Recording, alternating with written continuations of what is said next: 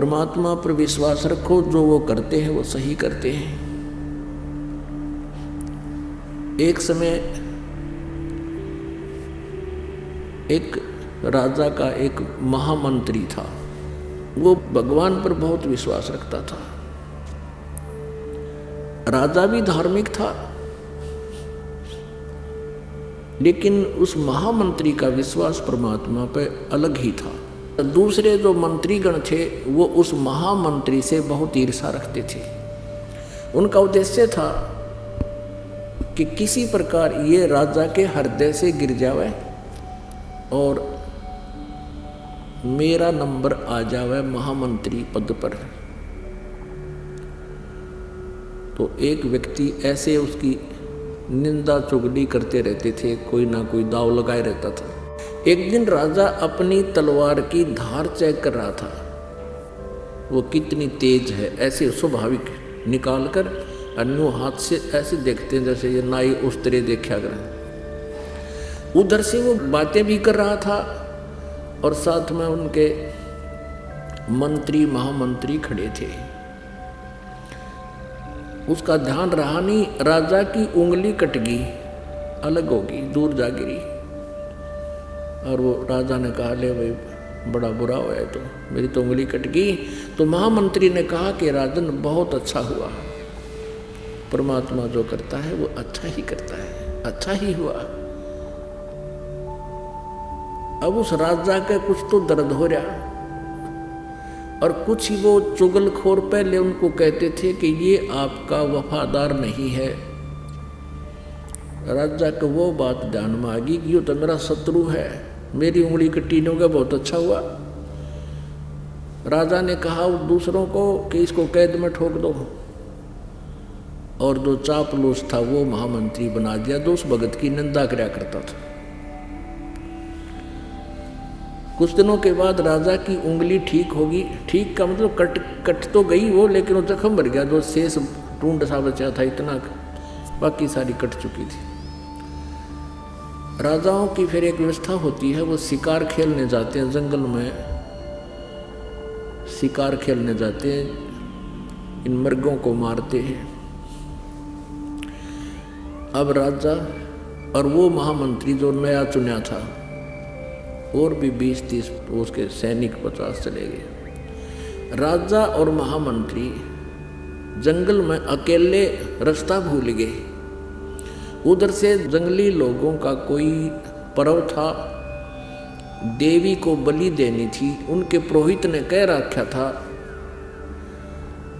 उन जंगली लोगों के सरदार को, उनके पुरोहित ने कह रखा था कि मनुष्य की बलि दो, तब देवी प्रसन्न होगी।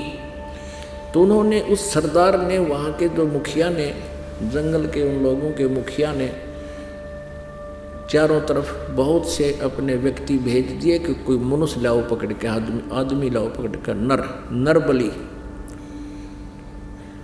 वो 20-30 जने जा रहे थे। राजा और वो महामंत्री दोनों दिख गए, चारों तरफ से घेर लिए और पकड़ लाए। पकड़ के लाके खड़े कर दिए। अब पुरोहित ने कहा कि इनके अंग देखो, कोई अंग भंग ना हो, यानी शाम पूर्ण हो ये, नहीं तो पूजा अधूरी रह जाएगी। काना ना हो, लंगड़ा लूला ना हो, हाथों की उंगलियां पूरी हों। अब वो लागे फिर उसकी चेकिंग करने, वो निरीक्षण करके देखा कि एक आदमी की उंगली कट रही है, ये उंगली नहीं है। पुरोहित ने कहा कि इसकी बलि नहीं स्वीकार होगी। वो राजा तो छोड़ दिया, वो दूसरा पूरा था, वो चापलूस ने बोला जी ये ओके है कि इसको कर दो काम, वो काट दिया।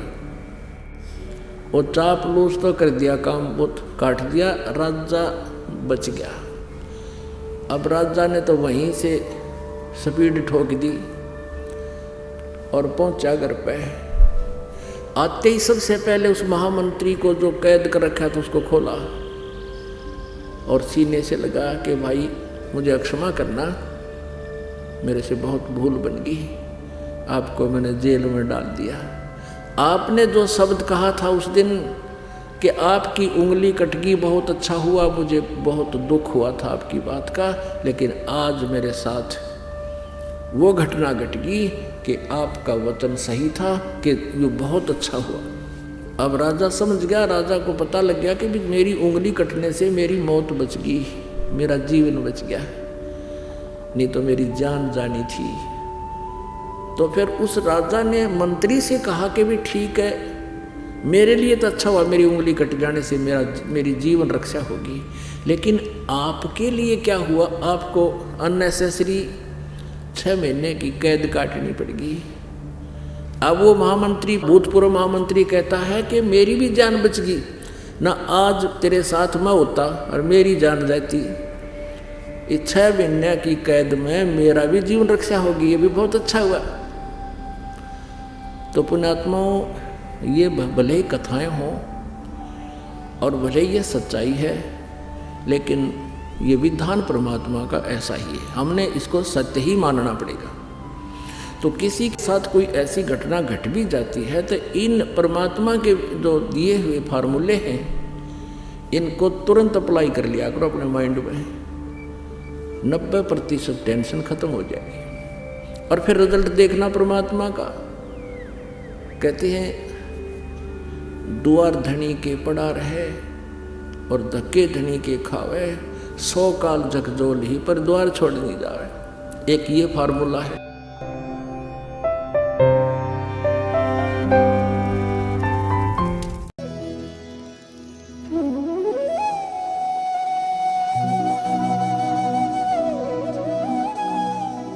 अगर आप ये वीडियो YouTube पर देख रहे हैं तो हमारे चैनल को सब्सक्राइब करें और बेल आइकन को दबाना ना भूलें। अगर आप Facebook पर ये वीडियो देख रहे हैं तो हमारे पेज को लाइक करें।